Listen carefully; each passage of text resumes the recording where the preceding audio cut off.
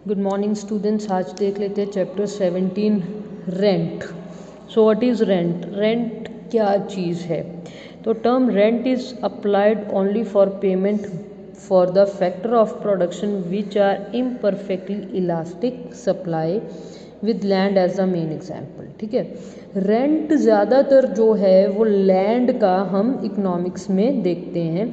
कौन सी ऐसे factors of production है जिनके लिए रेंट लिया जाता है जो इम्परफेक्टली इलास्टिक सप्लाई रखते हो। यानी जैसे लैंड है, लैंड का क्या है कि हमारे पास फिक्स्ड है, ये बढ़ाई नहीं जा सकती, ना कम की जा सकती है ना बढ़ाई जा सकती है। ठीक है, तो दैट इज़ वाई इस जो है फैक्टर ऑफ प्रोडक्शन के लिए जो रेम्यूनरेशन है जो इसके बदले में दिया जाता है वो क्या है? रेंट है। ठीक है, तो मॉडर्न इसमें जो है रिकार्डो ने क्या कहा, rent is a price paid only for the use of original and indestructible powers of soil. जो सॉइल है, मिट्टी जो है, उसका ओरिजिनल और इंडिस्ट्रक्टेबल पावर्स यानी कि जो एक्चुअली में उसकी जो है पावर्स हैं और जिसको नष्ट नहीं किया जा सकता, उसके लिए जो प्राइस पे किया जाता है उसको हम रेंट कहते हैं। दो तरीके का रेंट होता है, इकोनॉमिक रेंट, कॉन्ट्रैक्ट रेंट। ठीक है, इकोनॉमिक रेंट जो सिर्फ और सिर्फ लैंड के लिए लिया जाता है। सपोज एक ऑनर लैंड पे कोई ट्यूबवेल इंस्टॉल कर देता है या फिर लैंड में कुछ चीज़ें चेंजेस कर देता है, तो उसको हम अकेला इकोनॉमिक रेंट नहीं कहेंगे, उसको हम कॉन्ट्रैक्ट रेंट कहेंगे। मॉडर्न इकोनॉमिस्ट जैसे मिसेस जॉन रॉबिन्सन है, बोल्डिंग है, उन लोगों ने रेंट को अपॉर्चुनिटी यानी कि अवसर लागत के रूप में भी देखा है। तो वहाँ पे रेंट का मतलब क्या होता है? Actual earning minus transfer earning. अब ये ट्रांसफ़र अर्निंग क्या है? एक तरीके का अपॉर्चुनिटी कॉस्ट। जैसे कि एक हम एग्जाम्पल लेके चलते हैं कि एक कोई पीएन है, वो एक कॉलेज में भी काम कर सकता है, वो एक बैंक में भी काम कर सकता है। ठीक है, सपोज उसकी बैंक में 5,000 रुपया पर मंथ की सैलरी है। अब ये 5,000 रुपया क्या है? That is a transfer earning, कि एक्चुअली में वो कम से कम 5,000 रुपया ज़रूर लेगा, इससे ज़्यादा ही लेगा अगर उसने कॉलेज में जॉब करनी है तो। ठीक है, तो ट्रांसफ़र अर्निंग या अपॉर्चुनिटी कॉस्ट या अवसर लागत क्या हो गया उसका? 5,000 की। उसके पास दो ऑप्शन हैं, दोनों ऑप्शंस में एटलीस्ट वो इतना ज़रूर लेगा। क्यों लेगा? क्योंकि उसको बैंक में ऑलरेडी इतना मिल रहा है, अगर वो कॉलेज में शिफ्ट होना चाहता है तो इतना ज़रूर लेगा। इसको हम कहते हैं ट्रांसफ़र अर्निंग। अब टाइप्स ऑफ रेंट, पहला हमारे पास क्या आ गया? इकोनॉमिक रेंट, जो लैंड के लिए सिर्फ लिया जाता है उसको इकोनॉमिक रेंट हम कहते हैं। दूसरा आ जाता है हमारे पास ग्रॉस। ग्रॉस में हमारे पास economic rent, interest, reward for risk, ये सारी चीज़ें ग्रॉस रेंट में आ जाती हैं। ठीक है, तो इस पर अगर हमने कोई इन्वेस्टमेंट कर दिया लैंड पे तो उसका रेट ऑफ इंटरेस्ट भी होगा, उस पर ब्याज भी होगा। ठीक है, और अब हमने किसी को लैंड दिया है तो रिस्क भी है उसके बीच में, तो रिवॉर्ड फॉर रिस्क भी ग्रॉस रेंट में आ जाएगा। स्कार्सिटी, स्कार्सिटी होता है कि जहाँ पे हमारे पास जो चीज़ कम है तो रेंट इसलिए भी अराइज होता है क्योंकि हमारे पास लैंड क्या है? फिक्स्ड है, स्कार्स है, जितनी है उतनी ही है, इनइलास्टिक है, इसको हम बढ़ा नहीं सकते हैं। राइट, तो दैट इज़ वाई यहाँ पे इसको स्कार्सिटी रेंट भी कहते हैं। डिफरेंशियल रेंट, अब आपने देखा होगा किसी जगह का रेंट बहुत ज़्यादा है, किसी जगह का रेंट कम है। ठीक है, उसके पीछे एक रीज़न फर्टिलिटी भी होती है कि अगर कोई फर्टाइल लैंड है उसका रेंट ज़्यादा होगा, अगर कोई इनफर्टाइल लैंड है उसका रेंट कम होगा। राइट, सिचुएशन रेंट, सिचुएशन, अब अगर आप मोगा की बात करो, मोगा में न्यू टाउन जो एरिया है वो बहुत पॉश एरिया की तरह है, तो वहाँ पे रेंट ज़्यादा होगा। अगर वही आप आउटस्कर्ट्स पे जाके देखोगे वहाँ पे रेंट कम होगा। तो ये सिचुएशन के हिसाब से भी रेंट होता है। थियोरीज ऑफ रेंट हमारे पास क्या है? Ricardian theory of rent and modern theory. आज देखेंगे रिकार्डियन थ्योरी ऑफ रेंट। तो सबसे पहले देख लेते हैं, ये जो थ्योरी दी है वो मेनली दी है डेविड रिकार्डो ने in his book principles of political economy and taxation. ठीक है, तो फिजियोक्रेट्स एंड एडम स्मिथ ने भी ये सेम इसको जो है काफ़ी अच्छे से एक्सप्लेन किया है। तो इसमें है क्या चीज़, पहले मैं आपको समराइज्ड फॉर्म में बता देती हूँ। रिकार्डो ने कहा है कि जो रेंट अराइज होता है वो होता है original and indestructible powers of the soil की वजह से। यानी कि सॉइल का जो होता है फर्टिलिटी अलग अलग होता है, जो जितना फर्टाइल है उसका उतना ज़्यादा रेंट होगा, जो कम फर्टाइल है उसका उतना कम रेंट होएगा। सिमिलरली एक नो रेंट या फिर मार्जिनल लैंड होगा जो कि सबसे आप कह सकते हैं सबसे बेकार लैंड होगा जिस पे कोई रेंट अराइज नहीं होगा, राइट। तो लॉ ऑफ डिमिनिशिंग रिटर्न्स इसमें लगते हैं, यानी कि धीरे धीरे धीरे धीरे जो है प्रोडक्टिविटी या प्रोडक्शन जो है वो कम होना स्टार्ट हो जाता है। Now let's move to the assumption। Difference in fertility, soil की फर्टिलिटी अलग अलग होगी। Supply of land is fixed, supply of land fixed होएगा। लैंड कल्टीवेशन, लैंड सिर्फ कल्टीवेशन के लिए यूज़ किया जाएगा और किसी भी चीज़ के लिए नहीं। परफेक्ट कंपटीशन होगा। लॉ ऑफ डिमिनिशिंग रिटर्न्स, यानी जैसे जैसे प्रोडक्शन बढ़ेगा रिटर्न्स कम होने स्टार्ट हो जाएंगे। मार्जिनल और नो रेंट लैंड, एक लैंड जो होगा वो नो रेंट लैंड भी होगा। Land is cultivated in order of its fertility, land जो कल्टीवेट की जाएगी वो फर्टिलिटी के हिसाब से की जाएगी। Land is original and indestructible, land जो है वो ओरिजिनल है और इंडिस्ट्रक्टिबल है। डिमांड बढ़ेगी जैसे जैसे पॉपुलेशन बढ़ेगी। Cost of production depends on labour, so it's uniform, यानी कि चाहे मैं ए ग्रेड लैंड पे करूँ, बी ग्रेड लैंड पे करूँ, सी ग्रेड लैंड पे करूँ, जो कॉस्ट ऑफ प्रोडक्शन रहेगा वो सेम रहेगा। अभी स्टेटमेंट ऑफ द थ्योरी में देख लेते हैं। इसमें मैं आपको बताती हूँ कि एक तरीके की एक स्टोरी की तरह ये एक थ्योरी दी गई है। तो रिकार्डो ने कहा कि सपोज़ जो लोग हैं वो एक नए कंट्री में जाते हैं, ठीक है, तो एक नए कंट्री में वो इनिशियल यूज़ करते हैं लैंड का, ठीक है। तो पहले वो क्या करते हैं, ए ग्रेड लैंड को यूज़ करते हैं। धीरे धीरे पॉपुलेशन बढ़ती है, डिमांड बढ़ती है, तो बी ग्रेड लैंड को यूज़ करना स्टार्ट कर देते हैं। ए ग्रेड लैंड ज़्यादा फर्टाइल है, बी ग्रेड लैंड थोड़ी कम फर्टाइल है, ठीक है। जब तक तो वो ए ग्रेड लैंड यूज़ कर रहे थे इस पर कोई भी रेंट नहीं था। जैसे ही वो बी ग्रेड लैंड भी साथ में यूज़ करना स्टार्ट कर गए तो ए पे जो है वो रेंट लगाना स्टार्ट कर दिया। अब सपोज़ करते हैं ए ग्रेड लैंड पे, ठीक है, ए ग्रेड लैंड पे वो 10 क्विंटल यूज़ कर रहे थे, क्विंटल, ठीक है। तो बी ग्रेड पे 8 क्विंटल बना रहे थे, ठीक है। अब ए ग्रेड से फिर रेंट कितना लेना स्टार्ट कर दिया, 10 - 8 2, ठीक है। पॉपुलेशन और बढ़ी, डिमांड और बढ़ी, तो सी ग्रेड भी यूज़ करना स्टार्ट कर दिया। सी ग्रेड में 6 हो रहा था, फिर क्या किया, ए से कितना लिया 10 - 6 4, बी से कितना लिया 10 - 8 8 - 6 2 और सी से 6 - 6 0। सपोज फिर डी ग्रेड लैंड भी जो है यूज़ करनी स्टार्ट कर दी, वहाँ पे 4 क्विंटल्स हो रहा था। अब रेंट का क्या बनेगा, A B C D 4 grades हैं, पहले ग्रेड से 10, दूसरे से 8, तीसरे से 6, 4 से डी से 4, ठीक है। डी को मार्जिनल या नो रेंट लैंड भी कहा जाएगा कि इस पे कोई रेंट नहीं है। तो इस पे कितना होएगा 10 - 4 6, 8 - 4 4, 6 - 4 2 एंड 4 - 4 0, ठीक है। यही है रिगार्डो की एक्चुअल में थ्योरी कि जैसे जैसे फर्टिलिटी के अकॉर्डिंगली हम लैंड को यूज़ करेंगे वैसे वैसे उसका रेंट जो है वो अराइज होना स्टार्ट होगा। अब देख लेते हैं रेंट इन एक्सटेंसिव कल्टीवेशन। तो ये हमारे पास एक टेबल है एंड देन डायग्राम से भी देखेंगे।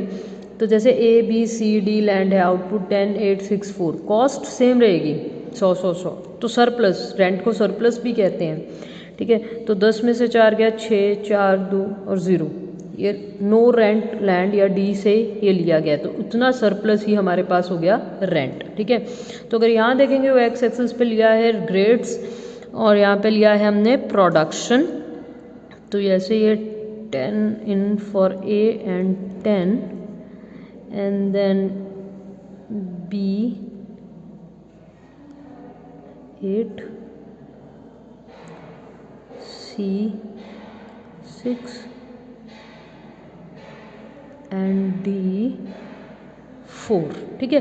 तो ये सारा जो शेडिड पोर्शन है वो हमारे पास आ जाएगा रेंट और ये रह जाएगा no rent. So this is extensive cultivation, ठीक है। सिमिलरली हम यहाँ पे एक चीज़ और देखेंगे कि AC MC, क्योंकि परफेक्ट कंपटीशन हमने लिया है तो उसके अकॉर्डिंगली भी हम देखते हैं। तो यहाँ पे हम A B C, आप चाहो D भी बना लीजिए, आपकी मर्ज़ी है, चाहे बीच में से स्किप कर लीजिए, ठीक है। तो ये मार्केट का हमने बनाया है, ये रहा demand and supply, demand and supply. जहाँ पे ये इक्वालिटी में गया वहाँ बन गया हमारे पास AR MR, ठीक है जी, AR and MR, this is equal to AR is equal to MR। OX axis पे हम हर जगह आउटपुट ले रहे हैं और OY एक्सिस पे हमारे पास प्राइस, रेवेन्यू, कॉस्ट, ये सब आ रहा है, प्राइस, रेवेन्यू, कॉस्ट, ठीक है जी। अब A ग्रेड लैंड पे हम कैसे देखेंगे, ये रहा MC और ये रहा AC, ठीक है। तो ये क्या हो गया, ये सरप्लस हो गया। अब B ग्रेड लैंड पे हम देखेंगे तो यहाँ पे जो है सरप्लस थोड़ा कम हो जाएगा। D ग्रेड लैंड पे हम देखेंगे सरप्लस ख़त्म हो जाएगा। This is MC and AC, MC AC, MC and AC। यहाँ पे D ग्रेड में क्या हो गया, नो रेंट जिसको आप कह देते हैं, यहाँ पे सरप्लस क्या हो गया, ख़त्म हो गया, ठीक है। तो ये इस तरीके से भी हम शो कर सकते हैं। तो रेंट हमारे पास यहाँ पे क्या हो गया, AR माइनस AC, ये AR है हमारे पास, AR is equal to MR, और ये क्या है AC। तो इसका जो डिफरेंस है ये क्या बन गया, रेंट। A में ज़्यादा है, B में थोड़ा कम है, D में नहीं है। अब चाहो तो C का थोड़ा और बना दीजिए, नहीं बनाना है तो भी चलेगा। अब देख लेते हैं रेंट इन इंटेंसिव कल्टीवेशन। एक्सटेंसिव में हमने क्या लिया था, ABCD ग्रेड्स। अब यहाँ पे हम क्या लेंगे, लेबर, कि एक लेबर को एम्प्लॉय करने से कितना मिलता है, सेकंड को करने से, थर्ड को करने से एंड फोर्थ को करने से। सेम हमारे पास ऐसे ही बन जाएगा कि suppose this is may be labour, doses of labour, ठीक है, और ये हमारे पास है प्रोडक्शन। तो दिस इज लाइक दिस,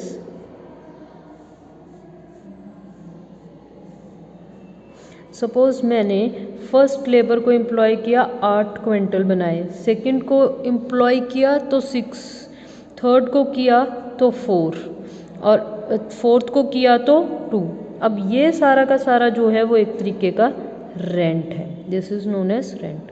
देखिए यहाँ पे हमने ग्रेड्स की जगह क्या लिया है, लेबर के डोजेस लिए हैं, ठीक है। अब इसको एक तरीके से और हम दिखा सकते हैं, that is through the ARP and MRP, ठीक है। ARP क्या होता है, average revenue productivity, MRP marginal revenue productivity. जैसे units of labour and capital है हमारे पास, ठीक है। यहाँ पे क्या है, कॉस्ट और प्रोडक्शन है, ठीक है। तो पहले मेरे पास क्या बनेगा, WW, suppose we have that wages, जैसे AR MR हम लेते हैं, ठीक है। यहाँ पे मेरे पास AR और MR हम देख लेते हैं। Suppose this is my MR, तो ये मेरे पास एक तरीके का MRP1 and this is ARP1, ठीक है। ये एक इक्विलिब्रियम पॉइंट है, ठीक है। तो यहाँ पे मेरे पास अगर ये एक है तो ये बन रहा है, लेकिन सपोज करो कि MRP मेरे पास सरप्लस की वजह से इतना बन रहा है, तो ये सारा का सारा जो है वो आ जाएगा एक तरीके से रेंट, राइट। कि होना तो इतना चाहिए, राइट, लेकिन क्योंकि प्रोडक्टिविटी ज़्यादा है, MRP इज मार्जिनल प्रोडक्टिविटी ज़्यादा है, जब ज़्यादा है तो ये रेंट अराइज हो गया, अदरवाइज ये इक्विलिब्रियम, यहाँ पे आउटपुट भी बढ़ जाएगा। दिस इज M&N कि इतना लेबर लगाया है लेकिन मेरे पास MRP ज़्यादा है and this is known as rent, ठीक है। अब देख लेते हैं criticism of the Ricardian theory of rent. तो पहला उन्होंने कहा है कि ओरिजिनल एंड इंडिस्ट्रक्टिबल पावर ऐसा कुछ भी नहीं होता है। रीज़न क्या है इसके पीछे? क्योंकि हम फर्टिलाइज़र्स यूज़ करके जो है चेंज कर सकते हैं। Second, historically wrong. अब आप बताइए कि यहाँ पे क्या कहा कि हम एक नई कंट्री में गए और ए ग्रेड लैंड लिया। अब ज़रूरी थोड़ा ना कि ए ग्रेड लैंड जो है हमें पता ही होगा कौन सी ए ग्रेड लैंड है, हम उसी को यूज़ करेंगे। यूज़ करने के बाद पता चलेगा कि ए ग्रेड कौन सी है, ठीक है। And then no rent land. No rent land जैसा कुछ नहीं होता, कम हो सकता है लेकिन ऐसा नहीं होगा कि कभी भी नो रेंट लैंड ही हो। और चौथा पॉइंट है rent is not due to fertility और ड्यू टू स्कैरसिटी। रेंट जो है सिर्फ फर्टिलिटी या स्कारसिटी की वजह से नहीं होती, उसका और भी कई रीजंस होते हैं रेंटराइज होने के। मैन्युफैक्चरिंग की वजह से भी होता है, कहीं पे सिचुएशन ज़्यादा अच्छी है उसकी वजह से भी होता है। And then rent does not enter into the price. अब यहाँ पे क्या किया कि पहले प्राइस देखा, उसके अकॉर्डिंगली रेंट लगा। कि 10 क्विंटल बन गया है, उसका प्राइसेस इतना है, 10 क्विंटल का जो है ज़्यादा है, तो अगला जो है 8 क्विंटल बना है तो इस पर रेंट लगा दीजिए। बट एक्चुअली में ऐसा नहीं होता है। एक्चुअली में पहले रेंट लगता है, बाद में प्राइसेस तय होते हैं, right. Rent is not only for land. Land के अलावा भी बहुत सारी चीज़ों पे जो है रेंट लगता है। आप क्रॉकरी भी रेंट पे ले सकते हैं, आप फर्नीचर भी रेंट पे ले सकते हैं। There are so many things जो है जो आप ले सकते हैं। And then determination of rent पे कोई भी बात नहीं की है। डिटर्मिनेशन ऑफ रेंट नहीं हमें बताया कि कैसे डिटर्मिन करेंगे, सिर्फ ग्रेडिंग करके ये बताया कि ए पे लगेगा, बी पे लगेगा, सी पे लगेगा और डी जो है नॉन रेंट रहेगा, ठीक है। देन प्रोडक्टिविटी नहीं मेजर की जा सकती। ये जहाँ पे भी हम बात करते हैं marginal productivity, average productivity, utility, कहते हैं ये मेजर एक्चुअली नहीं की जा सकती है, ठीक है। एवरी लैंड है सम फर्टिलिटी। अब जो नो रेंट लैंड है वो कह दिया कि उस पर कोई भी रेंट नहीं लगेगा क्योंकि फर्टाइल नहीं है, या फिर कुछ फर्टाइल होती है कुछ नहीं फर्टाइल होती। लेकिन एक्चुअली में सारी लैंड्स कुछ ना कुछ तो फर्टाइल होगी। देन परफेक्ट कंपटीशन की हमने यहाँ पे अजम्पशन ली है, वो एक गलत अजम्पशन है क्योंकि मार्केट में हमेशा परफेक्ट कंपटीशन नहीं होता है, राइट। उसके बाद जो है लेबर थ्योरी ऑफ वैल्यू, हमेशा labour theory of value use नहीं होता। लेबर के अलावा भी फैक्टर ऑफ प्रोडक्शन है, जैसे कि हमें कैपिटल भी चाहिए, हमें अच्छे एंटरप्रेन्योर्स भी चाहिए, सिर्फ लेबर से काम नहीं चलता है, right. Incomplete theory, yes it is incomplete theory, क्योंकि सबसे पहले तो हमें यही नहीं बताया है कि डिटर्मिन कैसे करें, फिर होल इकोनॉमी के पॉइंट ऑफ व्यू से नहीं बताया है। And then alternative use of land. तो लैंड सिर्फ कल्टीवेशन के लिए नहीं यूज़ की जा सकती, मैन्युफैक्चरिंग के लिए भी यूज़ की जाती है और भी बहुत सारी चीज़ों के लिए यूज़ की जाती है, राइट। सो ये थी रिगार्डियन थ्योरी। आज के लिए इतना ही। Thank you very much.